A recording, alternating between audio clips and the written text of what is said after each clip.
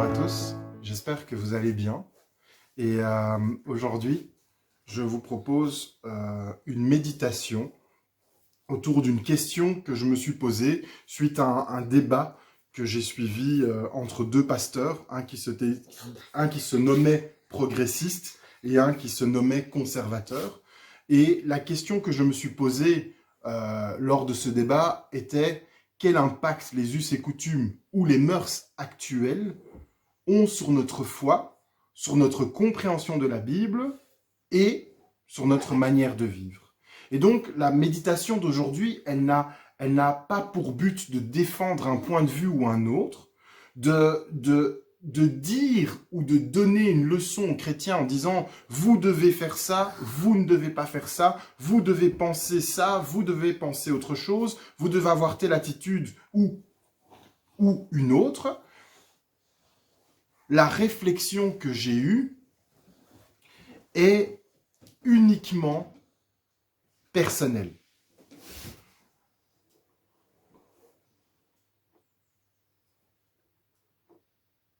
Je voulais juste préciser que ce n'était pas comme une réflexion pour donner des leçons.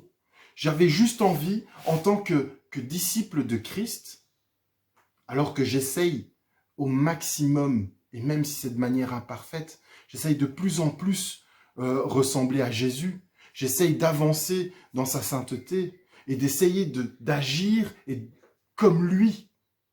Lui qui a aimé tout le monde, même ceux qui le détestaient, même ceux qui le haïssaient, même ceux qui l'ont méprisé, même ceux qui l'ont condamné. Je peux encore en citer. Même ceux qui n'agissaient pas selon la volonté du Père. Jésus a aimé tout le monde. Il n'a jugé personne. Je pense par exemple à la femme adultère qu'on a présentée devant Jésus, elle qu'on voulait lapider. Jésus ne l'a pas condamnée. D'ailleurs, personne finalement ne l'a condamnée. Mais Jésus va lui dire la vérité. Et puis il dira, va et ne pêche plus. Parce que Jésus a toujours dit la vérité. Il a toujours fait en sorte, en nous disant la vérité, de nous mettre face à notre propre nature pécheresse, face à nous-mêmes. Parce qu'en tant que disciples de Christ, nous savons quand nous allons trop loin. Nous savons quand nous agissons contre la volonté de Dieu. Parce que même si Jésus n'a condamné personne, il a toujours rappelé au travers de ses enseignements la vérité.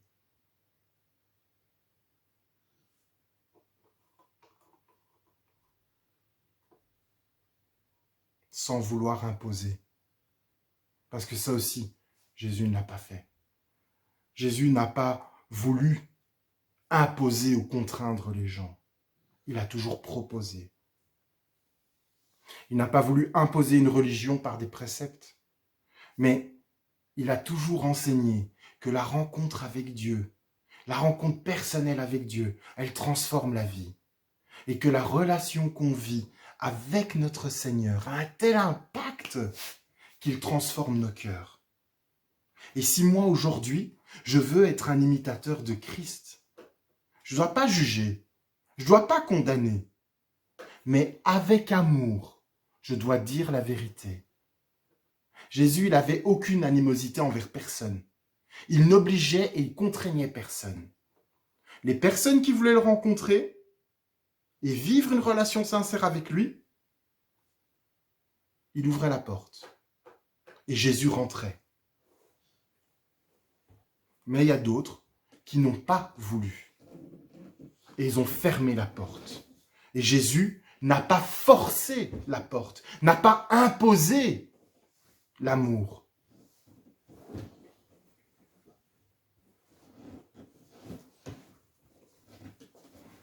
Et donc, je me suis rendu compte que trop souvent, dans ma vie,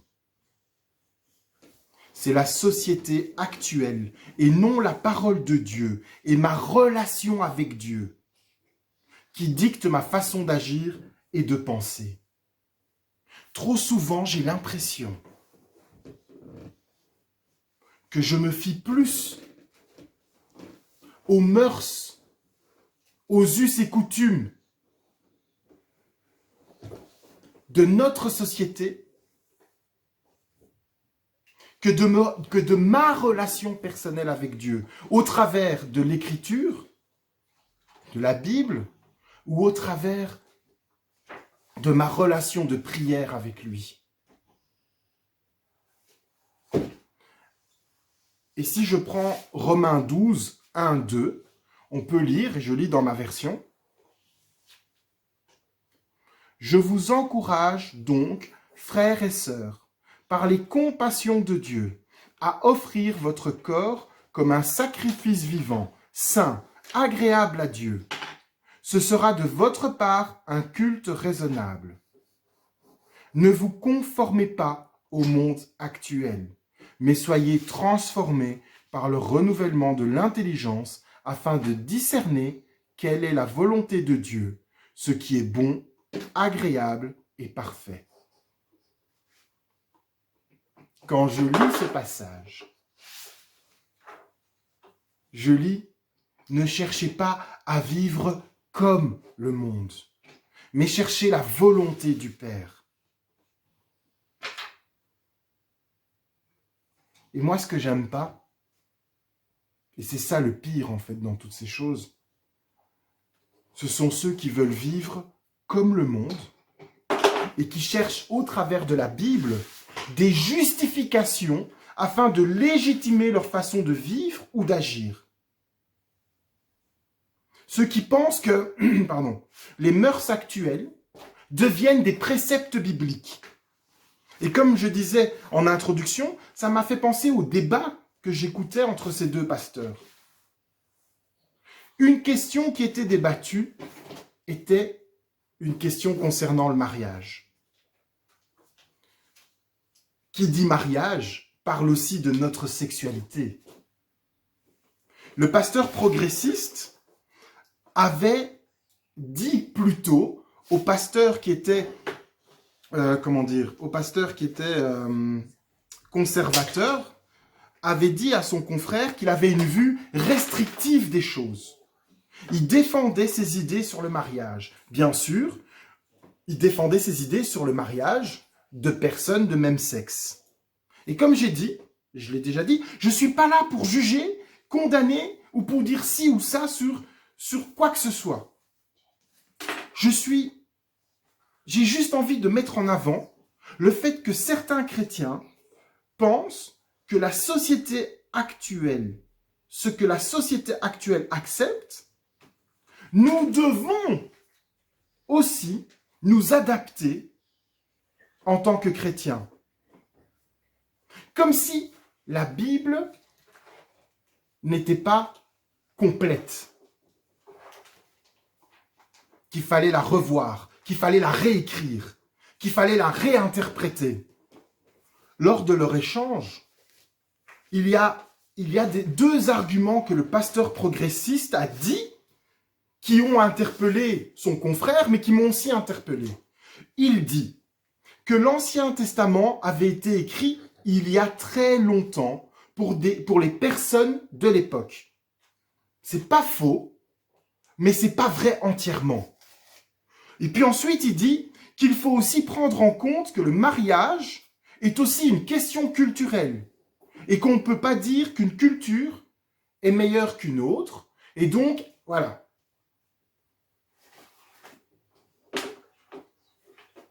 Jusqu'au moment où le pasteur conservateur lui demande son avis sur le mariage entre un adulte et un mineur, en lui disant « Ce mariage-là fait partie de certaines cultures dans certains pays, aujourd'hui encore. » Et puis de lui poser une autre question en disant « Et qu'est-ce qu'il pense sur le mariage polygame, qui aussi dans certains pays fait partie de la culture ?»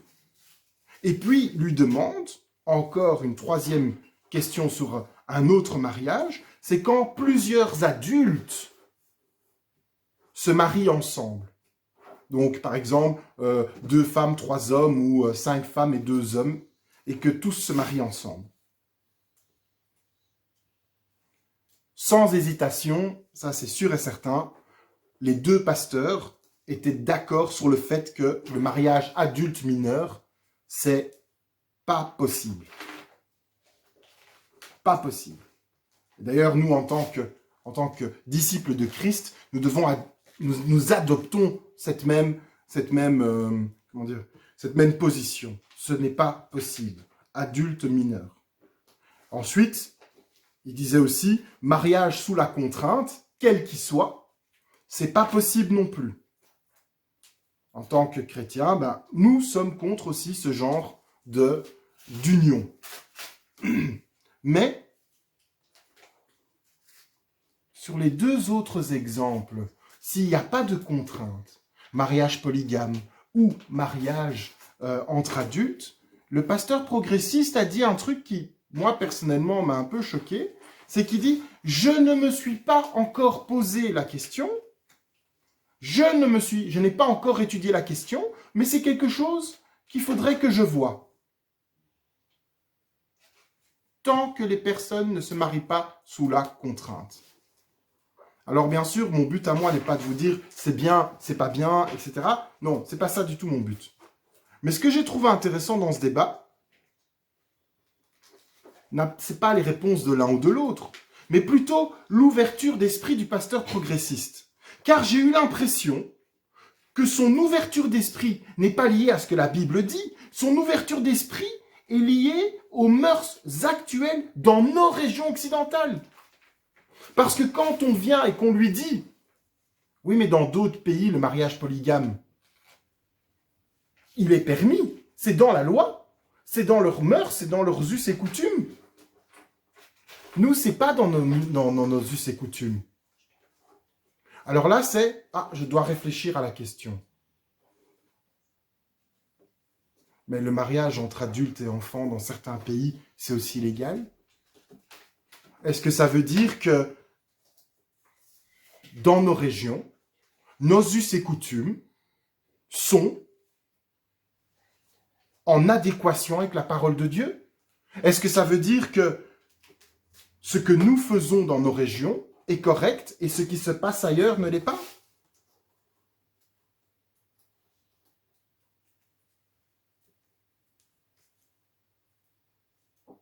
Et là, je vais vous l'affirmer avec conviction.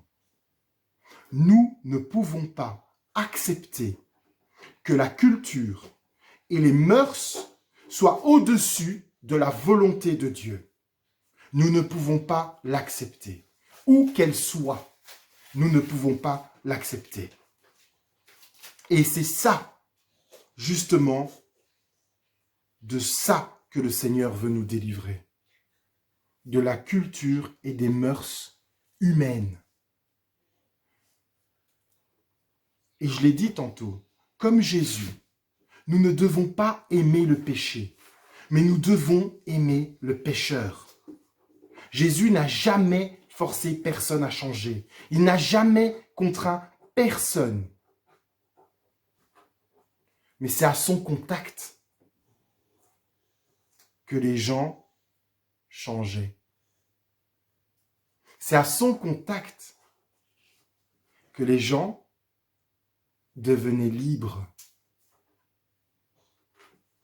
Et on est tous libres de refuser la lumière et l'amour de Dieu. On est tous libres de le refuser. Nous, en tant que chrétiens, nous ne sommes pas là pour imposer quoi que ce soit. Nous ne sommes pas là pour haïr qui que ce soit. Nous sommes juste là pour partager l'amour de Dieu.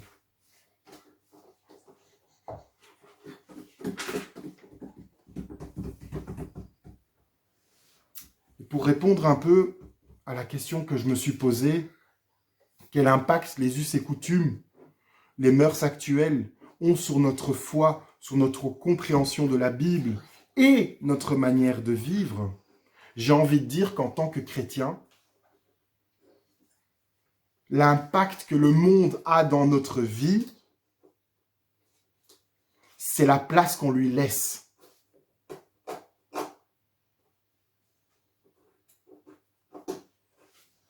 C'est la place qu'on lui laisse. C'est nous qui ouvrons les portes. C'est nous qui ouvrons les fenêtres.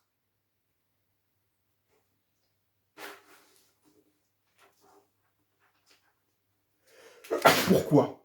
Peut-être parce qu'on n'a pas envie de se faire passer pour des illuminés. Alors on essaye de ressembler au plus que l'on peut aux personnes qui vivent dans le monde.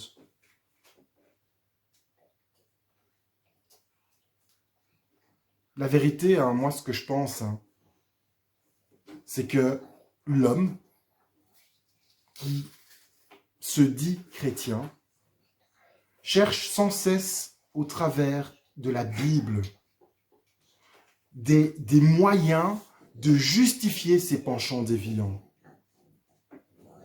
Mais finalement, en agissant de cette façon-là, on remet constamment en cause la volonté de Dieu. Et j'ai l'impression à ce moment-là qu'on est plus comme Adam et Ève, quand le serpent leur dit « Est-ce que Dieu a bien dit cela ?»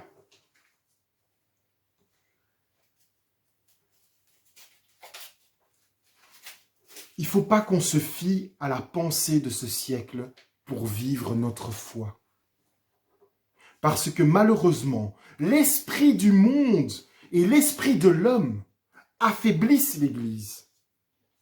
Nous devons normalement demeurer ferme en Christ, demeurer ferme dans sa doctrine. Alors la vie ici sur terre, la vie dans le monde, en tant que fils de Dieu, elle est difficile, mais elle n'est pas impossible. Et c'est sûr que c'est compliqué. C'est sûr que c'est compliqué. Quand on voit certaines personnes, comment ils agissent en faisant le mal, et que ces personnes sont mieux que nous, alors c'est sûr que c'est compliqué. Et c'est sûr qu'on peut être tenté. Mais la Bible nous enseigne à vivre dans le monde, mais pas comme le monde. Alors il faut qu'on arrête de vouloir plaire au monde en adaptant notre discours, en adaptant notre façon de vivre. Nous n'appartenons pas au siècle présent.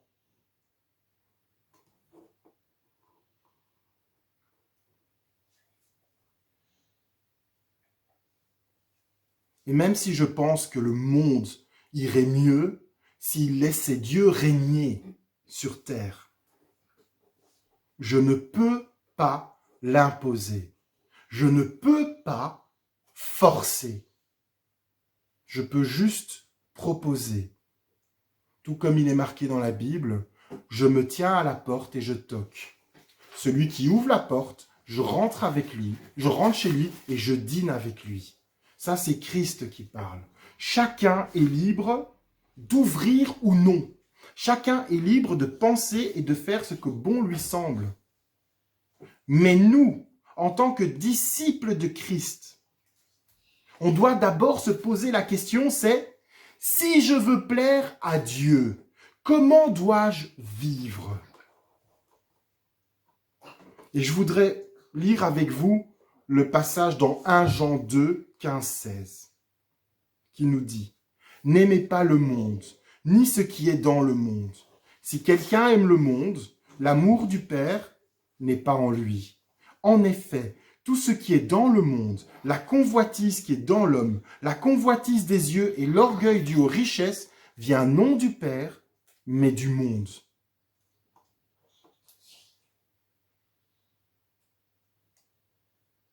Nous n'appartenons pas à ce monde. Nous ne pouvons pas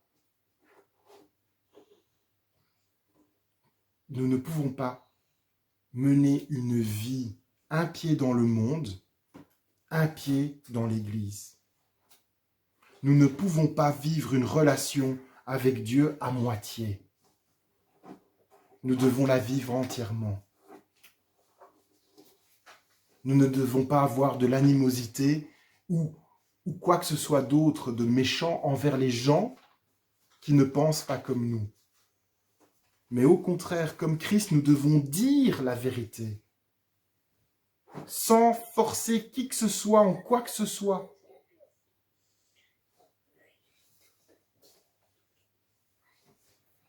Nous ne devons pas plaire au monde, c'est pas ça notre objectif. Nous ne devons pas les plaire au monde, nous devons plaire à Dieu. Et j'aimerais comme conclusion à cette méditation qui, j'espère vraiment, peut aussi vous amener à réfléchir par vous-même. Pas que vous preniez et dites « Ah oui, voilà, il a raison, il a tort ». Non, c'est que vous-même, vous passiez par ce chemin de réflexion. J'aimerais juste terminer comme conclusion en prenant le passage dans Jean 15, 18 à 19. Je lis dans ma version. « Si le monde vous déteste, sachez qu'il m'a détesté avant vous. » C'est Christ qui parle. « Si vous étiez du monde, le monde vous aimerait, car vous seriez à lui. Vous n'êtes pas du monde, mais je vous ai choisi du milieu du monde. C'est pour cela que le monde vous déteste. » Effectivement, oui. Lorsque nous agissons avec amour, comme lorsque nous agissons comme Christ, le monde sera contre nous. Parce que le monde n'accepte pas l'amour de Dieu.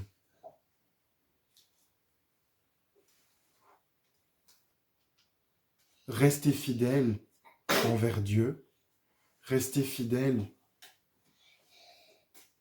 à sa parole,